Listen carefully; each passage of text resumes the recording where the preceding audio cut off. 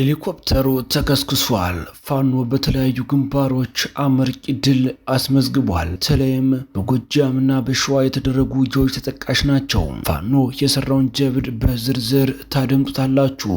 የብልጽግናው ምክትል ሚኒስትር ጉዳይ እያነጋገረ ነው።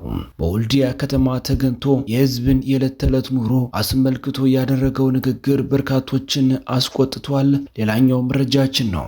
በትግራይ ክልል የአዲስ ጦርነት ነጋሪት እየተጎሰመ ባለበት በአሁኑ ወቅት የጦርነቱ ዋነኛ ገፈት ቀማሽ የሆኑት የክልሉ ወጣቶች የፖለቲከኞችን ጥሪ ውድቅ በማድረግ ክልሉን በገፍ ለቀው እየወጡ መሆኑ ተዘግቧል። እስከ መጨረሻው ድረስ አብራችሁን ከቆያችሁ ወደ እናንተ ይደርሳል። ሰላም ጤና ይስጥልኝ። የተወደዳችሁና የተከበራችሁ በመላው ዓለም የምትገኙ የሚዲያችን ቤተሰቦች እንደምንቆያችሁን በሁለት ሰዓቱ መደመጥ ያለባቸውንና ትኩረት የሚሹ በርከት ያሉ መረጃዎችን ይዘን ቀርበናል። እናንተም እስከ ዝግጅታችን ፍጻሜ አብራችሁን እንድትቆዩን በአክብሮት የጋበዝን። አሁን በቀጥታ ወደ ዝርዝር መረጃዎቹ እናልፋለን። ሽሮ ካሳጡት ህዝብ ፊት ቆመው የሽሮ ድንፋታ አጠገብህ ሲሉ በህዝብ ላይ ያፌዙት ምክትል ጠቅላይ ሚኒስትሩ መነጋገሪያ ሆነዋል። በቅርብ ጊዜ ወዲህ ከከፍተኛ የሀገር መሪዎች የሚደመጡ የህዝብንና ማህበራዊ ኢኮኖሚ እውነታዎችን ያላገናዘቡ እንዲሁም ንቀትና ማጣጣል የሚንጸባረቅባቸው ንግግሮች ማህበረሰቡን በእጅጉ እያሳዘኑና እየቀሰቀሱ ይገኛሉ። ምክትል ጠቅላይ ሚኒስትሩ በወልዲያ ከተማ መድረክ ላይ የተሰነዘረውና የህዝብን የዕለት ተዕለት ኑሮ የሽሮ ኃይልን አስመልክቶ የተደረገው ንግግር በአሁኑ ወቅት ህዝቡ ካለበት ዘርፈ ብዙ ስቃይና መከራ አንጻር ሲታይ እጅግ ልብ የሚሰብርና ከከፍተኛ ባለስልጣን የማይጠበቅ ንግግር ሆኖ ተገኝቷል። በገበታው ላይ ወጣቶ ሽሮን እንደ ብቸኛ አማራጭ እየተጠቀመ ያለን ህዝብ የሽሮ ድንፋታ እያሉ ማላገጥ የህዝብን መሰረታዊ የህልውና ፈተና ካለመረዳት ወይንም ሆን ብሎ ከመናቅ የሚመነጭ ነው። መሪነት የህዝብን እንባ ማበስ እንጂ በህዝብ ቁስል ላይ እንጨት መስደድ አይደለም የሚሉ በርካቶች ናቸው።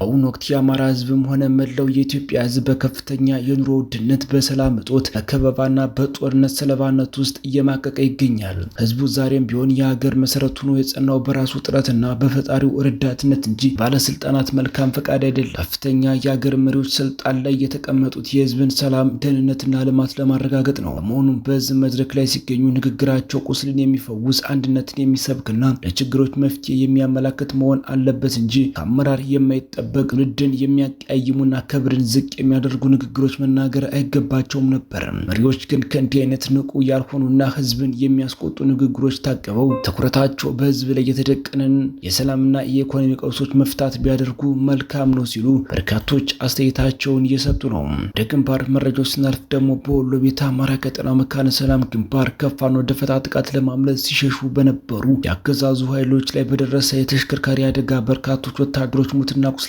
መሆናቸው ታውቋል። አደጋው የደረሰው ሰኔ 1 ቀን 2018 አመሻሹን በመካነ ሰላም ግንባር ከመካነ ሰላም ከተማ በቅርብ ርቀት ልዩ ስሙ ቦረዳ ወንዝ ላይ ነው። የአገዛዙ ጥምር ጦር ማለትም የመከላከያ የአድማ ብተናና የሚኒሻ ስብስብ ኃይል በተሽከርካሪ ተጭኖ ከፋኖ የደፈጣ እርምጃ ለማምለጥ በፍጥነት እየተጓዙ እንዳለ ነው አደጋው የደረሰባቸው ተብሏል። እዚህ በርካታ ወታደሮች ሙት ቁስለኛ ሆኗል የተባለ ሲሆን ቁስለኛ ወታደሮች ለሕክምና ወደ መካነ ሰላም ሆስፒታል መወሰዳቸው ታውቋል።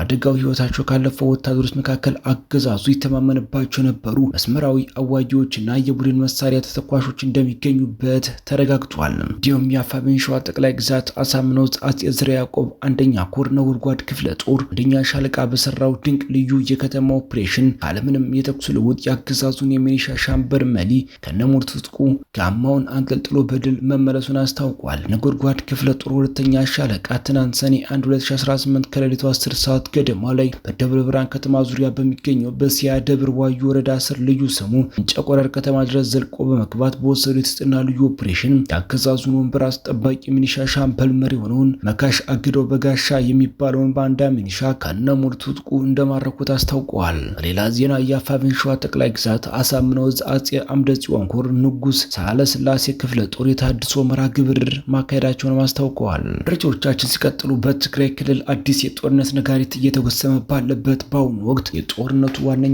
ገፈት ቀማሽ ሆነው የክልሉ ወጣቶችና የፖለቲከኞች ጥሪ ውድቅ በማድረግ ክልሉን በግፍ ለቀው እየወጡ መሆኑን በጀርመን ድምጽ ራዲዮ ተዘግቧል። ይህ የሰሞኑ የወጣቶች ጅምላ ፍልሰት በክልሉ ያለውን የፖለቲካ መከፋፈል፣ ተስፋ መቁረጥ ስሜትና አመራሩ ከህዝቡ ነባራዊ ፍላጎት ምን ያህል እንደራቀ የሚያሳይ ጉልህ ማሳያ ሆኗል። በቅርቡ በሽራሮ አካባቢ የተፈጸመውን የድሮን ጥቃትና ከክልሉ ርዕሰ መዲና መቀሌ ውጭ እየተካሄደ ያለውን አስገዳጅ ወታደራዊ ምልመላ ተከትሎ ወጣቱ ወጣቶች በማንኛውም ዋጋ ወደ መሃል ሀገር በተለይም ወደ አዲስ አበባ በመሸሽ ላይ ይገኛሉ።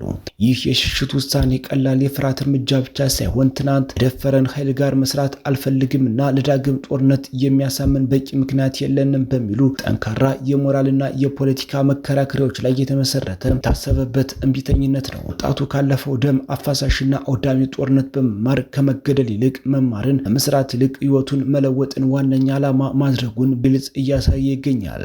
የፖለቲካ ሁኔታዎችን በቅርብ የሚከታተሉት የክልሉ ተንታኞች እንደሚያስረዱት ከፕሪቶሪያው የሰላም ስምምነት በኋላ በትግራይ ፖለቲካ ውስጥ የተፈጠረው የስልጣን ሽኩቻ ማህበረሰቡን በተስፋ መቁረጥ ውስጥ ከቶታል። በክልሉ የፖለቲካ ኃይሎች የራሳቸውን የፖለቲካ ህልውና ለማስጠበቅ ሲሉ ዳግም የጦርነት ድባብ ሲፈጥሩ፣ ወጣቱ ኃይል ግን በዚህ የፖለቲካ ቁማር ተጨማሪ ዋጋ ለመክፈል ፈጽሞ ፈቃደኛ አይደለም። ወጣቶች ከፍተኛ ወጪ አውጥተው የአውሮፕላን ትኬት በመቁረጥ ጭምር አቅም ያላቸው እየተጋገዙ የትግራይን ክልል በመውጣት ላይ መሆናቸው በክልሉ የተፈጠረውን ጥልቅ የመሪዎችና የተመሪዎች የፍላጎት መለያ ቁልጭ አድርጎ ያሳያል።